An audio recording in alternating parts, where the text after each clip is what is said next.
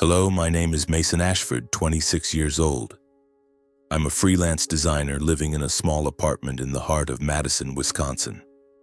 A place where cobblestone streets and vibrant red maple trees every fall make me feel like I'm living inside a painting. Madison is a city of shimmering lakes, misty mornings, and street corners fragrant with the smell of roasted coffee. But if you ask me what makes Madison special isn't the scenery, it's the memories. Memories of a once close-knit family gathering around the dinner table every Thanksgiving, laughing and sharing stories that never grow old. Now those are just fragments I try to piece together, knowing full well that some things have changed forever.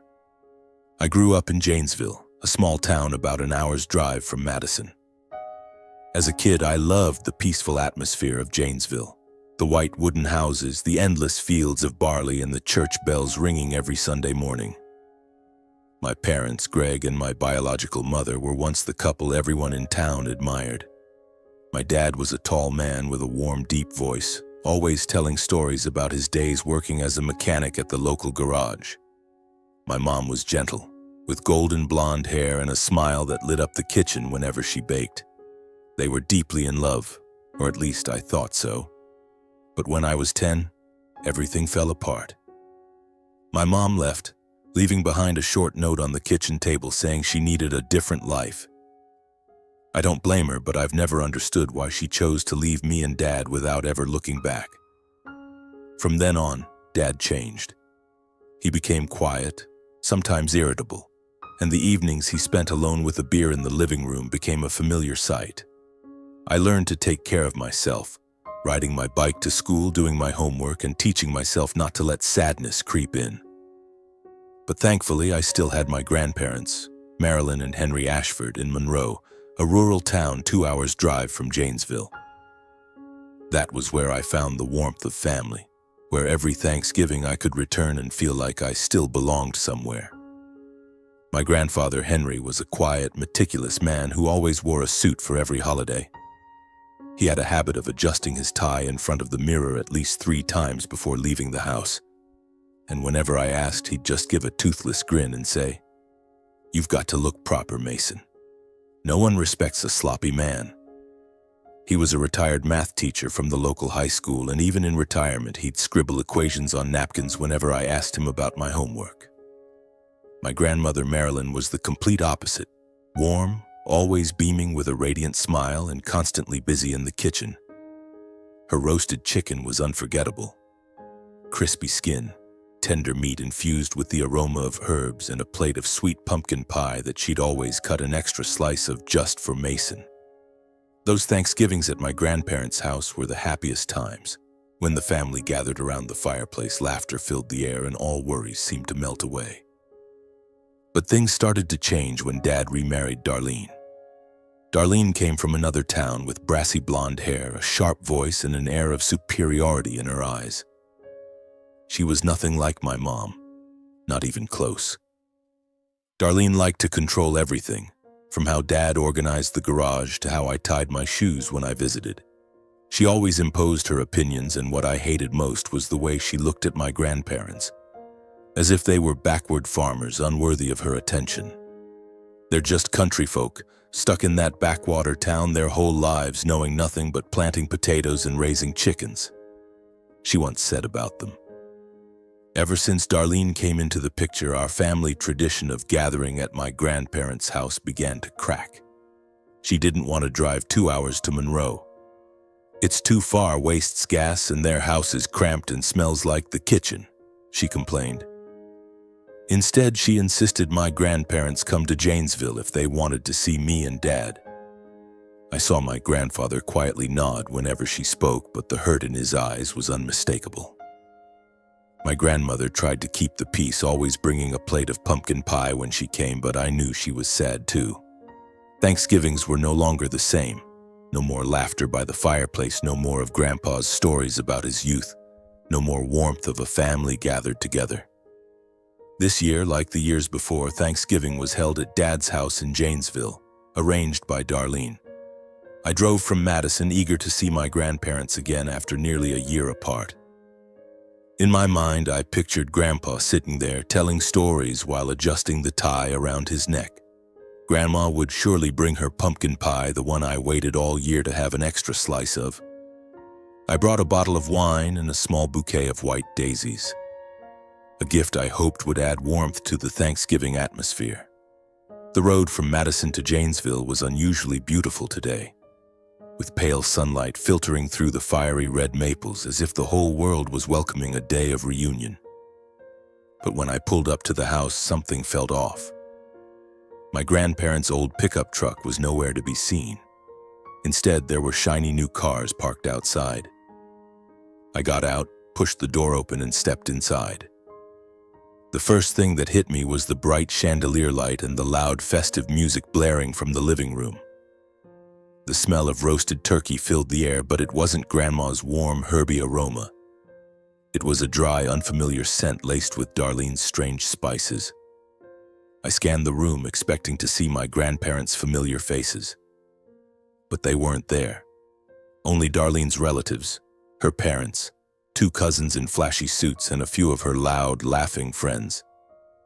Darlene, in a gaudy red dress, strutted back and forth, her high heels clacking on the wooden floor, directing everyone like a movie director. Dad sat in the corner, holding a can of beer, his eyes glued to the TV screen, playing a football game.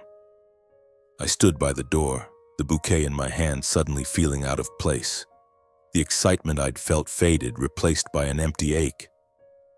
Every year, Grandpa would arrive early, adjusting his tie and telling the same old jokes I'd heard 100 times but still laughed at.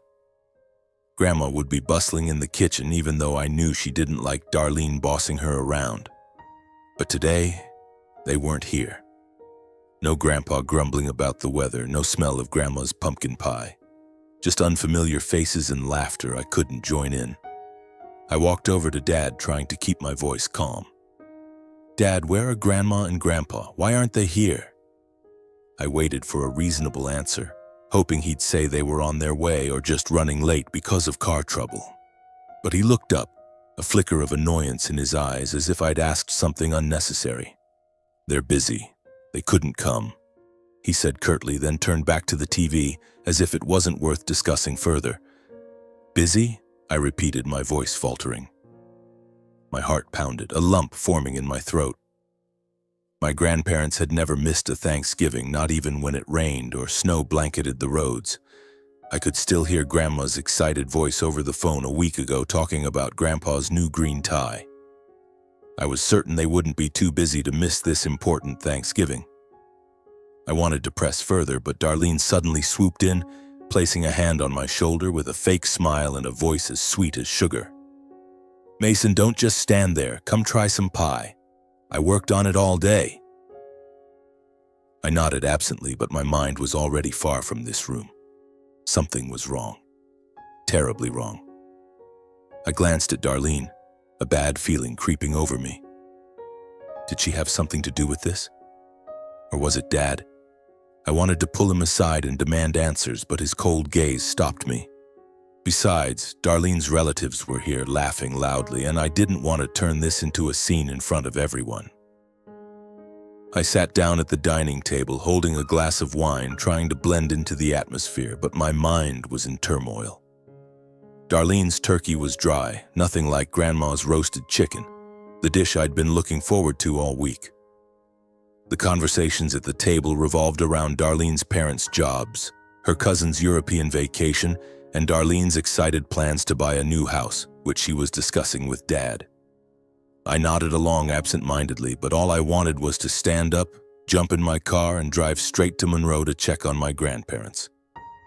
Every time I glanced at Dad, hoping he'd look back and say something, anything, to ease the anxiety gripping my chest, he just took another sip of beer, eyes glued to the TV.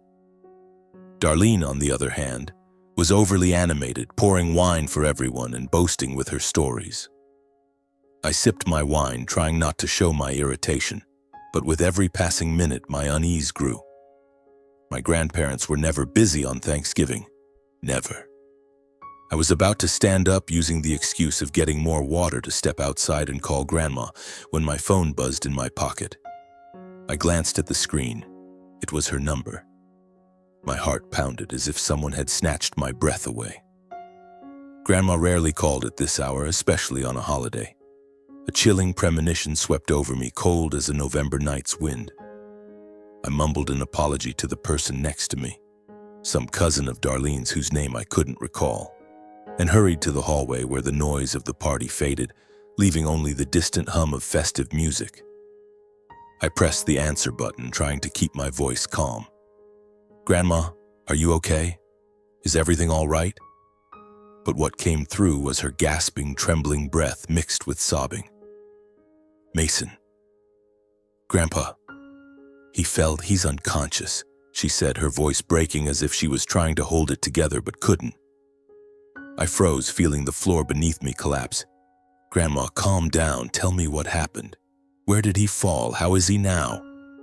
I asked, my voice shaking, my hand gripping the phone so tightly my knuckles turned white.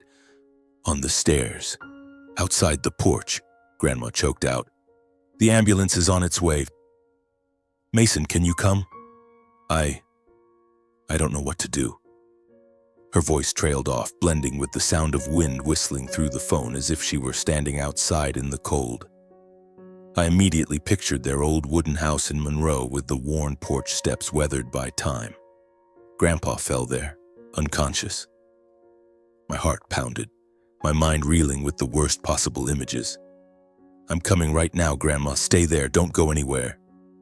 I spoke quickly, almost shouting, then hung up without waiting for her response. I rushed back to the living room, my heart pounding like it might explode. The crowd was still laughing and talking loudly as if nothing had happened. I spotted Dad among them, still in the corner, beer can in hand, eyes fixed on the TV.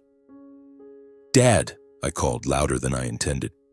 "Grandpa fell. He's unconscious. I have to go to Monroe now. Come with me?" I was almost pleading, hoping he'd stand up, grab his coat, and rush out to the car with me. This was Grandpa, his father, the man who raised him, who loved us his whole life. Surely he'd come, right? But Dad just looked up, his eyes cold, as if I'd interrupted his favorite football game. "We're in the middle of a party, Mason," he said flatly. "Don't make a big deal out of it. He'll be fine." He took another sip of beer and turned back to the TV, as if Grandpa's collapse was just a minor inconvenience not worth his attention. I stood there, stunned, feeling like I'd been slapped across the face. "Dad, what did you just say?" I asked again, my voice faltering in disbelief. But he didn't respond, just shook his head slightly as if telling me to shut up and leave. Darlene, standing a few steps away, turned to me with her fake smile. "Mason, what's wrong, honey? Why so tense? Come back and eat, the turkey's getting cold." Her voice was syrupy, but her eyes were sharp, like a warning not to ruin the mood. I didn't reply. Anger and disappointment surged in my chest, but I had no time to argue. Every second that passed was another second Grandpa lay unconscious on the cold porch. I bolted for the door, grabbing my coat and car keys from the hook. Darlene called after me, her voice still sugary. "Mason, where are you going in such a hurry? Come back and eat." But I didn't look back. I jumped into my car, started the engine, and sped off into the cold night. The road from Janesville to Monroe was pitch black, with only my headlights cutting through the misty haze. The air was freezing, my breath forming small clouds on the windshield. I turned on the heater, but the chill in my heart wouldn't fade. The scenery on either side, frost-covered barley fields, wooden houses with faint lights, flashed by like a faded film reel. I pressed the gas harder, the engine's roar blending with the thumping of my heart. My phone buzzed again as I passed a deserted gas station. I glanced at the screen. It was Grandma again. I pulled over to the side of the road, my heart racing, terrified she'd have worse news. "Grandma, I'm on my way, almost there. How's Grandpa doing?" I asked, my voice trembling. "The ambulance just arrived, Mason." Her voice was faint, still laced with sobs. "They're checking on him. He's still not awake. Please hurry, I'm so scared." "I'm almost there, Grandma." I hung up, my hands shaking so much I nearly dropped the phone. I hit the gas, the car lurching forward, tires screeching on the wet road. The drive to Monroe had never felt so long. Every curve, every hill stretched on endlessly, as if the world was trying to keep me from reaching them. I turned on the radio to ease the tension, but the cheerful holiday music only made me want to smash it. I switched it off, leaving only the heavy silence, broken by the hum of the engine and the pounding of my heart. When I turned onto the road leading to my grandparents' house on the outskirts of Monroe, the red flashing lights of the ambulance pierced the darkness like a beacon of bad news. I parked haphazardly, barely remembering to lock the car, and ran toward the familiar wooden house. The porch steps, where I'd spent hours listening to Grandpa's stories, were now a chaotic scene. 2 paramedics were carefully lifting Grandpa onto a stretcher, his body motionless, eyes closed. He was still dressed impeccably in his suit, his green tie slightly askew as if he'd been preparing to go somewhere. The sight cut into my heart like a knife. Grandma stood on the porch, sobbing into her hands, her thin shawl slipping off her shoulders. I ran to her, kneeling to wrap my arms around her, feeling her tremble in my embrace. "Grandma, I'm here," I said, trying to keep my voice steady to calm her. "Grandpa will be okay, don't be scared, I'm here with you." She clutched my hand, her frail, icy fingers gripping tightly, and whispered, "Mason, I don't know if he'll make it." He kept going in and out, saying he had to wait for them to change their minds. "Change their minds?" I interrupted, my voice breaking. "Change their minds about what, Grandma?" But she just shook her head, tears streaming down her cheeks. A paramedic signaled to me, his voice low but urgent. "We're taking him to the hospital now. Do you want to come along?" I nodded, helping Grandma to her feet, and we followed them to the ambulance. As the ambulance doors closed, the flashing red lights illuminated Grandma's pale face. I held her hand tightly, trying to offer some warmth, but a storm was brewing inside me. Change their minds. Those words echoed in my head like a puzzle with no solution. What had caused Grandpa to fall? Why was he dressed neatly in his suit waiting on the cold porch? And why could my dad, his son, sit calmly at a party as if nothing had happened? I looked at Grandma, her eyes filled with sorrow but resolute, and I knew that whatever the answer was, it wouldn't be easy to accept. Inside the ambulance, the cramped space felt suffocating, filled only with the steady wail of the siren and the beeping of medical equipment. Grandpa lay motionless on the stretcher, his face pale under the fluorescent lights. I sat next to Grandma, still holding her hand tightly, feeling her frail fingers tremble. The paramedic in the front was busy checking machines, occasionally turning to ask Grandma about Grandpa's condition. "Does he have any medical history? High blood pressure? Diabetes?" She shook her head, her voice faint. "He's always been healthy. It's just, he's been worrying too much." I looked at Grandma, searching for clues in her eyes, but she only bowed her head, her thin shoulders trembling under her shawl. Worrying too much. Those words sent a chill through me. What was Grandpa worried about? And why did she mention changing their minds? I wanted to ask, to dig deeper into what had happened, but the look in her eyes made me want to hold her tightly, to let her know I was there, that she wouldn't face this alone. Monroe's hospital was small and outdated, with peeling white walls and the sharp smell of antiseptic. We were led to a small waiting room where rows of plastic chairs sat coldly under neon lights. Grandpa was taken to the emergency room, and I only caught a glimpse of him before the glass doors closed, hiding him from view. Grandma sat down, her hands clasped tightly, her lips pressed together as if holding back something. I knelt in front of her, taking her hands. "Grandma, tell me what happened. Why did Grandpa fall, and what's this about changing their minds?" She looked up, her eyes glistening with tears, not the panicked tears from before, but a deep, heavy pain, as if she carried a secret too heavy to bear. She took a deep breath and began, her voice trembling but clear. Darlene didn't want us at Thanksgiving this year. She called me yesterday saying there were too many people, that there wasn't room for us.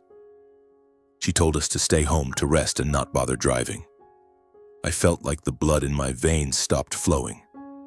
"No room?" I repeated, my voice faltering. You're saying Darlene banned you from coming? I couldn't believe it. My grandparents were family, the ones who had spent their lives loving me and Dad. How could Darlene say something like that? How could she decide who was allowed at Thanksgiving and who wasn't? Grandma nodded, tears streaming down her cheeks. I tried to reason with your stepmother. I told her we wouldn't be a bother, that we just wanted to see you and your dad like every year. But Darlene wouldn't listen. She said we were too old, that we didn't fit the festive atmosphere at the house, that she'd invited her parents and her relatives, so it was best if we didn't come. I gripped her hands, trying to contain the anger surging in my chest. And what about Dad? What did he say? I asked, though I dreaded the answer. My dad, Greg Ashford, their son, couldn't have gone along with this, could he? Grandma lowered her head, her voice shrinking as if speaking the truth was like stabbing herself in the heart. Your dad. He agreed with Darlene. He told us to stay home to avoid any hassle. He said he'd visit us after the holiday. I sank into a chair, feeling like the world had just crumbled. My dad, the man I'd once thought was strong, my rock, had sided with Darlene to exclude my grandparents from the family holiday? I remembered his cold stare when I asked about them, his curt, "They're busy, they couldn't come." It wasn't true. They weren't busy, they were banned, cast out from the very family they'd built. Grandma continued, her voice choking. Your grandpa was so upset, Mason. He didn't say much, but I could tell. He still put on his suit, picked out his tie, as if he believed your dad would change his mind, would call and say we could come. He kept going in and out to the porch, looking down the road, waiting for a call. I told him to stop waiting, but he said, maybe they'll change their minds, Marilyn. Maybe they'll call. Then he slipped on the stairs, fell, and when I ran out, he was lying there, unconscious. She broke down, covering her face and sobbing. I hugged her, feeling like my heart was shattering.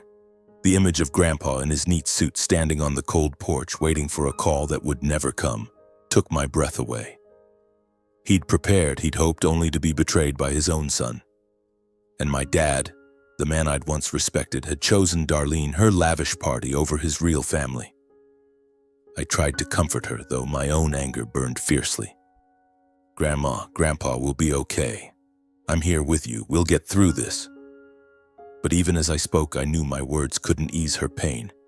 I wanted to scream, to drive back to Janesville right then and confront Dad, to ask why he'd treated my grandparents this way. But I couldn't leave Grandma. Couldn't let her sit alone in this cold waiting room. Just then my phone buzzed. I glanced at the screen. It was Dad. My heart pounded, not with hope, but with anger. Grandma saw his name on the screen, a flicker of panic in her eyes. I stood up and stepped to the corner of the room. I'll talk to Dad for a moment. Stay here. I'll be right back. I answered the call, my voice colder than I thought possible. Dad, what is it? I asked, struggling to keep my anger from exploding. He responded, his tone still flat, as if nothing serious was happening. Mason, where are you? Why'd you leave the party so suddenly? Darlene's really worried. Worried? I almost laughed, but it was a bitter laugh. Dad, Grandpa's in the emergency room. He fell, he's unconscious, while you and Darlene were busy partying. I can't believe you're being so irresponsible. I couldn't hold back, my voice rising, sharp and cold. There was a pause, then Dad replied, his tone irritated. Mason, don't talk to me like that. I told you Grandpa will be fine. Don't make this more complicated than it is. You're young. You don't understand adult matters. I gripped the phone, feeling like I could crush it. Young, I repeated, my voice trembling with rage. Dad, you and Darlene banned Grandma and Grandpa from Thanksgiving. Darlene told them not to come and you agreed. Did you know Grandpa was waiting for you to change your mind, standing on the cold porch until he fell unconscious? Do you even realize how wrong you are? Dad's voice hardened, and I could almost smell the beer on his breath through the phone. Mason, you don't understand family matters. Darlene just wanted things to be neat, no complications.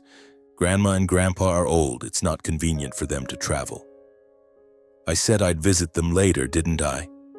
Visit later? I could barely stay calm. Dad, Grandpa's in the emergency room. You think visiting later is enough? What did they do to deserve this treatment? You're their son. Have you forgotten that? Enough, Mason, Dad snapped, his voice like a slap. Don't talk back to me. I know what I'm doing. Get back here now and don't make things worse. I hung up, my hands shaking so much I nearly dropped the phone. Tears stung my eyes, but I wouldn't let them fall. I returned to Grandma, who was looking at me with worried eyes. I don't want you fighting with your dad on this day of reunion, she said softly. Go back to the party. The doctors are taking care of your grandpa. I sat beside her, hugging her again. I'm sorry, Grandma, but I can't go back. I'm staying here with you and Grandpa. Dad's wrong and I won't let this go on. She nodded, tears falling again, but this time I saw a spark of resilience in her eyes, as if she was rediscovering a strength she'd long lost. In that cold waiting room, amid the beeping of machines and the sharp smell of antiseptic, I realized that my family had been fractured for a long time, but the painful truth had only just come to light. My grandparents, people who loved me unconditionally, had been betrayed by their own son and pushed aside by my stepmother on the very holiday they cherished. And I, Mason Ashford, would not let them suffer any longer. But what I didn't yet know, what I was about to discover, would make the storm in my heart rage fiercer than ever. Grandma sat beside me, her frail hands clasped tightly, her eyes lost in the distance, as if searching for a distant memory to soothe her pain. The doctor hadn't come out yet, and every minute in that waiting room felt like a century. I glanced at the wall clock, its hands pointed to nearly 10 p.m. But it felt like the world had stopped turning since Grandma's call. A moment later, the phone in Grandma's purse rang. I was about to point it out, but she didn't notice, her gaze still fixed on the emergency room doors. I pulled the phone out and saw a text from my dad on the screen. Curiosity got the better of me, and I glanced at it. The message was brief, but enough to make my blood boil. Mom, send $200 for this month's electric bill, thanks. I could hardly believe my eyes. My dad, the man who refused to drive to the hospital, who sided with Darlene to ban my grandparents from Thanksgiving, was now texting to ask for money? While Grandpa lay unconscious, I gripped the phone, rage surging like a wildfire, but then it hit me. This wasn't the first time. I opened the message history between Dad and Grandma, knowing I was invading her privacy. The words that appeared stabbed at my heart like knives. Mom, I'm short $500 for car repairs this week. Can you send it? Mom, Tommy's tuition is $1,200 this month. Please send it soon. Mom, the water bill spiked, $150. Thanks. I counted over 50 similar messages stretching back 3 years. Electric bills, water bills, car repairs, property taxes, tuition for Darlene's son, all quietly paid for by my grandparents. I scrolled through the dates and amounts, feeling like my chest was being crushed. My grandparents, with their modest pension and small garden in Monroe, had been financially supporting Dad and Darlene's family for years. Meanwhile, they were treated like outcasts, deemed unworthy of an invitation to Thanksgiving. I set the phone down, my hands trembling with both anger and heartbreak. Grandma looked at me, a flicker of panic in her eyes as she realized what I'd seen. Mason, don't be angry, she said, her voice barely a whisper. Your dad, he's struggling. Darlene said their family's having a hard time, so I help however I can. Help? I lost my composure but quickly reined it in when I saw her flinch. Grandma, Dad's not struggling. He has a stable job and Darlene spends money like water. They buy new cars, go on vacations, throw lavish parties, all with your money. And in return, they don't even invite you to Thanksgiving, don't even call to check on you. Don't you see they're taking advantage of you? Grandma lowered her head, tears streaming down her cheeks. I know, Mason, she said, her voice choking. I know they're not right. But he's my son. I don't want him to suffer. I thought if I helped, the family would be okay. I didn't want your dad to worry. I hugged her tightly. Grandma, Dad doesn't deserve it. He only cares about himself. If he cared about you, he'd be here right now, not sitting at home with Darlene and her relatives. You've done too much already. It's time to stop. Grandma looked up, her eyes a mix of pain and hesitation. But if I stop helping, what will happen to your dad? Darlene said they need money to pay off debts, to buy a new house. I don't want the family to fall apart. I held her hands, keeping my voice gentle but firm. Grandma, the family fell apart when Dad chose Darlene over you. You don't owe him anything. You've given him everything: love, sacrifice, money, but he doesn't appreciate it. And I think it's time he takes responsibility for his own choices. Grandma fell silent, her eyes wavering. I could see her struggling, torn between her love for her son and the harsh truth I'd just laid bare. Finally, she nodded, tears falling, but her voice was steadier. All right, Mason, I'll do as you say. I'm starting to feel tired too. I hugged her tightly, feeling as though I'd lifted a weight off her shoulders, but at the same time a new pain crept into my heart. My dad, the man I'd once admired, had not only turned his back on my grandparents but exploited their love, draining their money to fund Darlene's lavish lifestyle. I'd never felt such disgust for him, but at the same time, I'd never seen so clearly the quiet, selfless love my grandparents had for our family. A moment later, the doctor emerged from the emergency room, interrupting my thoughts. Mrs. Ashford, Mr. Ashford, Henry is stable. He has a fractured rib and a mild head injury, but he's not in critical condition. He's awake now, but needs to stay for observation for a few days. You can visit him now. I let out a sigh of relief, as if a boulder had been lifted from my chest. Grandma burst into tears, but this time they were tears of relief. We walked into the hospital room where Grandpa lay on the bed, his face still pale but his eyes open. He saw me and gave a weak smile. Mason, you came. I knew you would. His voice was hoarse but warm. I took his hand, fighting back tears. Grandpa, I'm sorry. I should have come sooner, should have known what was going on. He shook his head, his frail hand squeezing mine lightly. It's not your fault, Mason. I just wanted to see you and your dad. I thought they'd change their minds. Grandma stood beside him, wiping her tears but staying silent. I knew she was trying to stay calm to keep him from worrying. I sat by his side, sharing light stories about my design work to lift the mood. But in my mind, Dad's messages still haunted me. I knew this wasn't over, that the truth I'd uncovered was just the beginning of a bigger confrontation. In the days that followed, I stayed in Monroe, sleeping on the old sofa in my grandparents' house and helping Grandma care for Grandpa when he was discharged. I checked their bank account, canceled all the automatic payments Dad had set up, and locked the transfer card they'd used to send him money. Each time I hit confirm on the screen, I felt both relief and pain. Relief that my grandparents would no longer be exploited. Pain that I had to do this to protect them from their own son. The days in Monroe passed in a slow, intimate rhythm, heavy with emotion. My grandparents' old wooden house, with the faint scent of pine in the air and the crackling of the fireplace, became a haven where I found peace amid the storm in my heart. Grandpa, though still weak, was starting to sit up.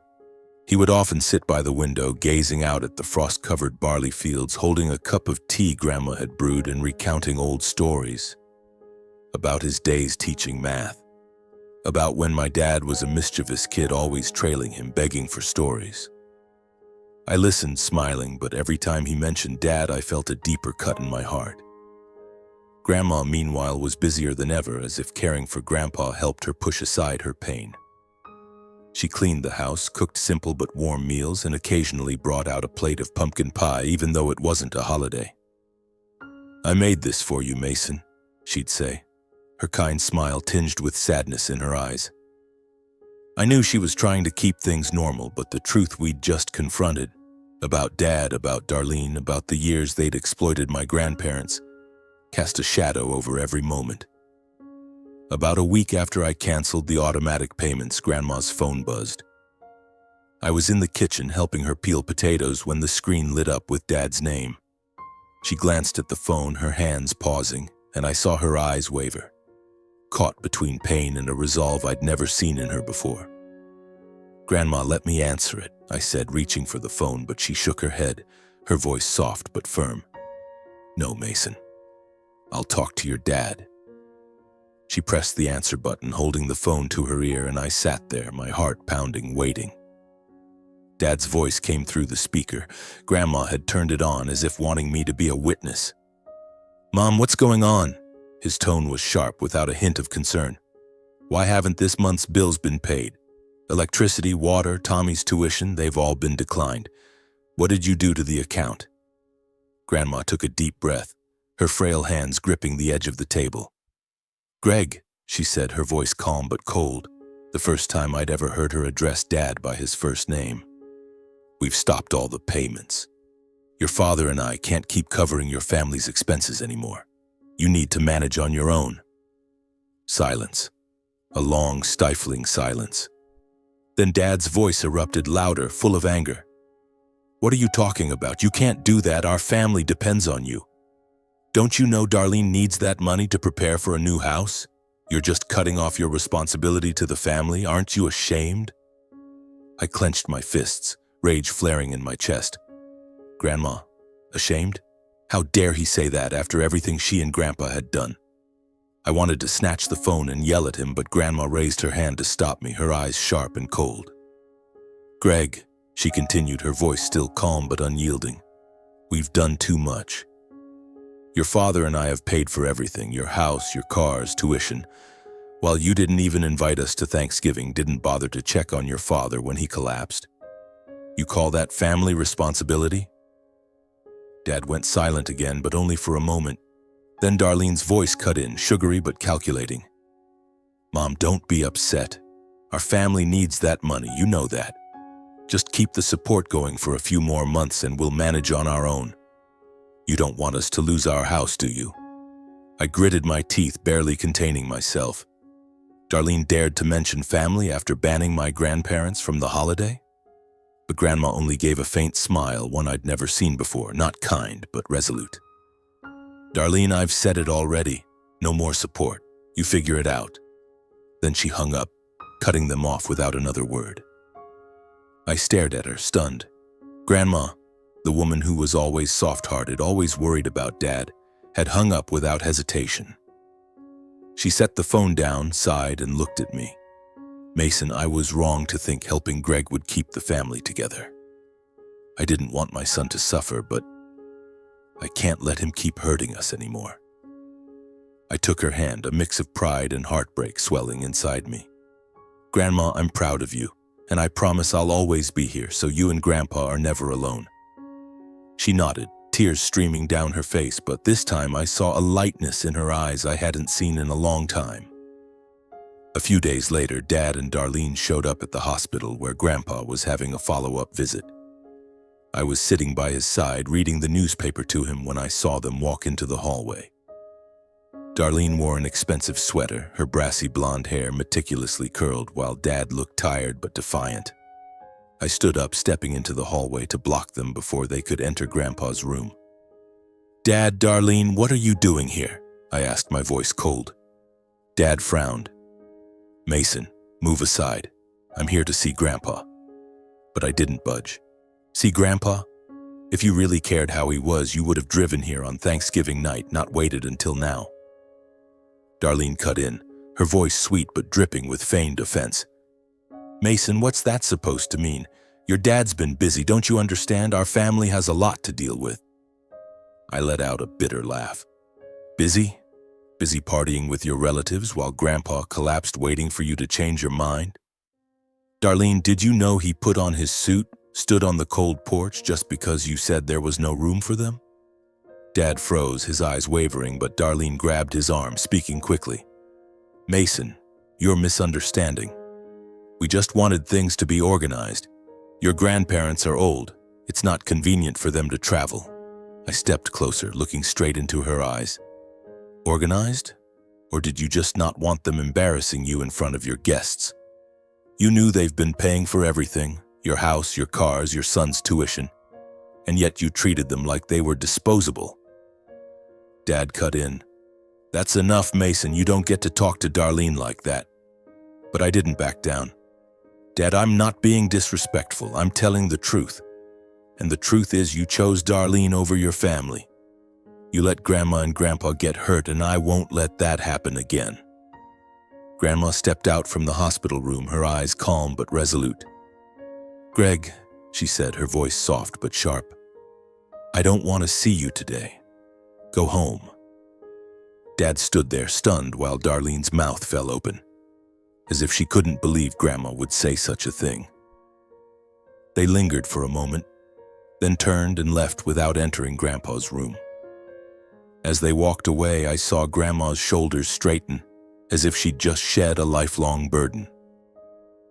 I stood there watching Dad and Darlene disappear around the corner of the hospital hallway, feeling as though a chapter of my life had just closed. It wasn't the chapter I'd hoped for, a family reunited, gathered together like the old days, but a chapter of harsh, necessary truth. I turned back to Grandma, seeing her stand tall, her eyes still glistening but no longer frail. For the first time, I realized she wasn't just the gentle woman who baked pumpkin pie for me. She was a strong mother ready to face pain to protect herself and Grandpa. I returned to the hospital room where Grandpa lay, his eyes wide open, looking at me with a faint smile. Mason, you did it, he said, his voice hoarse but filled with pride. Your Grandma. She needed you to stand strong. I took his hand, feeling his frail but warm fingers, and smiled. Grandpa, I just want you and Grandma to be happy. I won't let anyone hurt you anymore. He nodded, a spark in his eyes, as if he knew that despite everything changing, we still had each other.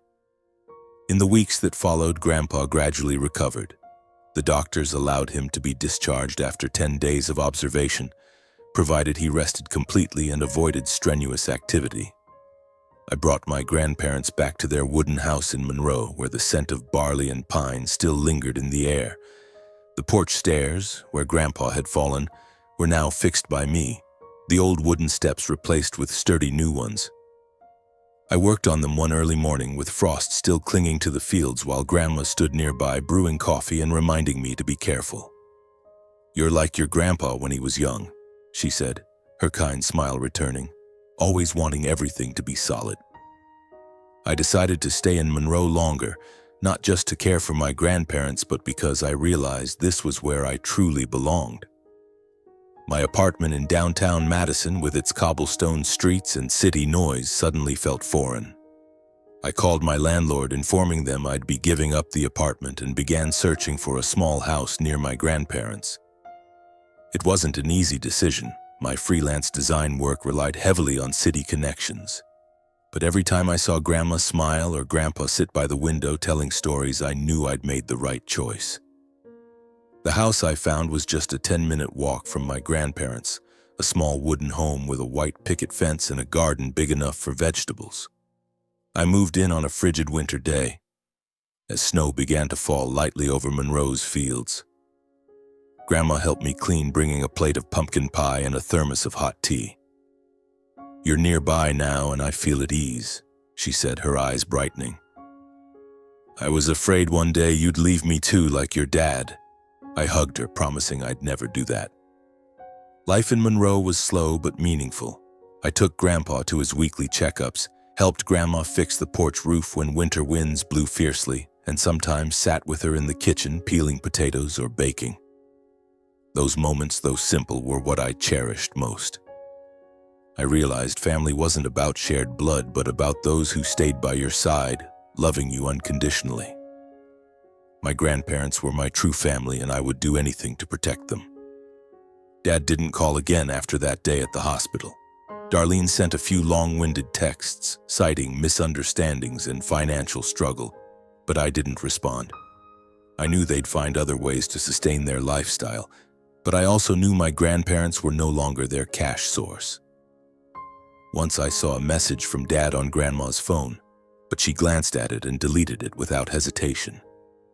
I've given him enough, she said, her voice gentle but firm. Now I just want to live for your grandpa and you." One early winter day, as snow blanketed the fields outside the window, I sat with my grandparents in their living room. The fireplace crackled, and the scent of pumpkin pie filled the air. Grandma sat beside me knitting while Grandpa read an old book, occasionally looking up to tell a joke I'd heard a dozen times. I looked at them, a sense of peace spreading through me as if the pain of the past days had melted away. Grandma set her knitting down, gazing out at the silently falling snow. "I thought I didn't have the courage, Mason," she said softly, her voice reflective.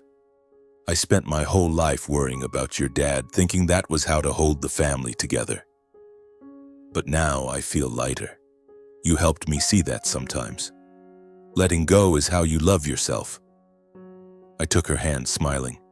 "Grandma, I just want you and Grandpa to live the life you deserve. I learned from you that family isn't about duty, it's about appreciation." She nodded, her eyes glistening, but this time with tears of serenity. In the days that followed, I gradually found a new rhythm in Monroe. The small wooden house I rented near my grandparents became the place where I started anew, not just as a grandson, but as a man searching for meaning in life. I once thought Madison, with its bustling streets, coffee shops fragrant with roasted beans, and career opportunities, was where I belonged. But now, amid snow-covered barley fields and the whispering wind through the pines, I realized that true happiness lay in the simple things, in the people who loved me unconditionally. My freelance design work, though initially challenging to transition from Madison to Monroe, unexpectedly flourished in ways I hadn't anticipated. One morning, while I was fixing the porch roof for my grandparents, a neighbor named Walter, an elderly farmer with a warm smile, stopped by, carrying a basket of apples from his orchard. He heard me talk about my design work and asked if I could create a logo for his farm. "I want to sell apples and honey online, but the images out there look awful," he said, scratching his head. "Can you do it, Mason?" I smiled, nodded, and started the small project that evening. The logo I designed for Walter, a stylized apple tree with rustic yet refined lines, unexpectedly gained attention on an online agricultural forum. From there, small orders began pouring in, not just from Monroe but from nearby towns. Farmers, local shop owners, and even a cooperative in Janesville contacted me asking for logos, product packaging, or even websites for their small businesses. They liked my style, simple, authentic, yet with a modern touch. "You understand this place," one client said. "You make things feel like a family home." I began working from my wooden house, turning the living room into a small studio with a drawing table, computer, and sketches scattered everywhere. The work not only sustained me, but brought a sense of fulfillment I'd never found in Madison. In the city, I was always chasing big projects, dealing with demanding clients and tight deadlines. But in Monroe, each design was a story, about a family farm, a small bakery, or a local farmer's market. I felt like I wasn't just working but contributing to the community, to the place I now called home. It was while working on a spring farmer's market in Monroe that I met Clara. She stood behind a stall selling homemade strawberry jam, her brown hair tied high, her eyes sparkling like summer sunlight. Clara was unlike the women I'd met in Madison, always glued to their phones, caught up in flashy stories. She was simple, in a plaid shirt and muddy boots, but her smile had the power to melt any distance. "You're Mason, right?" she asked when I stopped by her stall to take photos for an advertisement. "Walter says you made that amazing Apple logo." I smiled, a bit embarrassed. "He's too kind. Did you make this jam yourself?" Clara nodded, handing me a small jar, her voice brimming with enthusiasm. "Grown, picked, and cooked by me. Takes all day, but it's worth it. Try it. You'll love it." I did, and just as she said, the jam was sweet and fragrant, instantly reminding me of Grandma's cooking. "This is amazing," I said, and somehow I lingered at her stall longer than planned, chatting about everything, from jam making to Monroe's farmers markets. Clara grew up on a farm a few miles from Monroe where her family grew strawberries and kept bees. She talked about her childhood, running through fields, learning to make jam from her mother, and how she kept the farm going after her parents retired. I was captivated by her strength, not the showy kind, but a quiet resilience like my grandmother's. Clara wasn't afraid to get muddy in the garden, stay up late cooking jam, or help a neighbor. "Here, people live for each other," she said, her eyes lighting up. "If you help someone, they'll help you back. That's how we live." We started seeing each other more often, not just at the market, but in the afternoons when I'd visit her farm to take photos or design product labels. Clara had a way of making me laugh, even with simple stories about a stray bee or how she burned a batch of jam because she was engrossed in a book. She also had a way of listening, truly listening, when I talked about my grandparents, the Thanksgivings we'd lost, and the rift with my dad. "You're like your grandma," she once said when I told her about canceling Dad's payments. "You're strong, not because you want to be, but because you have to protect the people you love." I don't know when I fell in love with Clara. Maybe it was the afternoon she dragged me to her strawberry fields, teaching me how to pick ripe berries without damaging the plants. Maybe it was the night we sat on a wooden bench at her farm, stargazing and sharing a jar of strawberry jam. Or maybe it was the moment she came to my grandparents' house, bringing a basket of fruit and laughing at Grandpa's old jokes as she listened to his stories. Grandma loved Clara from the first meeting. "That girl's like me when I was young," she said after Clara left. "Kind but strong. Don't let her slip away, Mason." A year later, I proposed to Clara in her strawberry field under a blazing sunset. I didn't have a diamond ring or a grand city-style proposal, just a simple silver ring engraved with a tiny strawberry and a trembling question. "Clara, will you stay with me? Build a family with me?" She looked at me, tears streaming down her face, then nodded, hugging me amidst the fragrant strawberry rose. "You're such an idiot," she laughed, her voice choked with emotion. "But I love your kind of idiot." Our wedding took place on a summer day in Monroe, right in the field behind my grandparents' house. No fancy hotel, no lavish party, just a simple, heartfelt rural celebration. Grandpa, still needing a cane, stood to give a short speech, his voice trembling but proud. "Mason, Clara, you two remind me that family is where the heart belongs," he said. And the crowd, neighbors, friends, Monroe's farmers, cheered loudly. Grandma prepared a feast with roasted chicken, pumpkin pie, and Clara's strawberry jam, all laid out on long wooden tables under maple trees. Clara wore a simple white dress, her hair adorned with wildflowers, radiant like a summer painting. I wore a suit with the green tie Grandpa had chosen for that fateful Thanksgiving, and my heart swelled as she walked toward me, hand in hand with her father. Neighbors played music on accordion and violin, lively folk tunes echoing across the field. We danced our first dance under the sunlight amid laughter and applause. Grandma stood beside Grandpa, holding his hand, her eyes sparkling with joy. "I never thought I'd see this day," she whispered to me after the ceremony. "You've given me a new family, Mason." The wedding didn't include Dad or Darlene. I didn't invite them, and they hadn't reached out since the hospital. But I didn't feel their absence. The people there, my grandparents, Clara, the neighbors who'd become family, filled my heart completely. As I looked at Clara beaming in the field, I knew I'd found not just love, but a true home.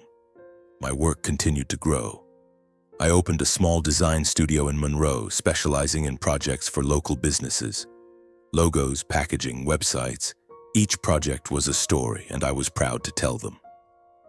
Clara joined in, helping manage orders and bringing her jam to markets across the region. We became a team, not just in work but in life. One evening, as Clara and I sat by the fireplace in my grandparents' house, Grandma brought out a plate of pumpkin pie, just like old times.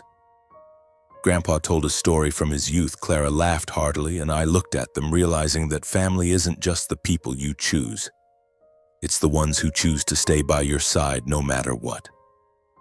I held Clara's hand, feeling her warmth, and knew that this journey, though it began in pain, had led me to a new, complete family.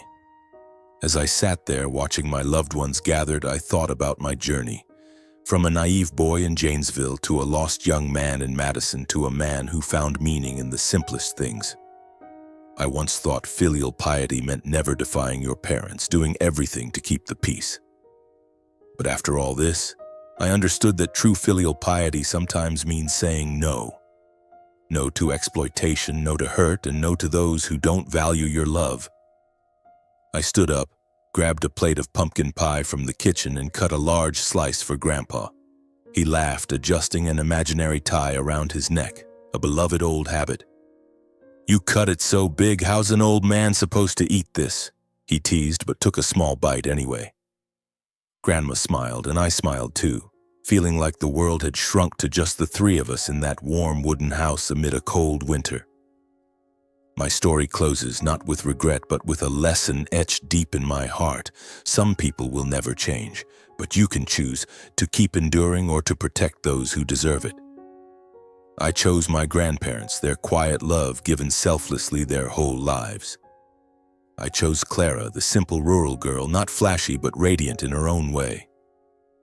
And in those snowy winter days, I knew that my new family, small but whole, would always be my home.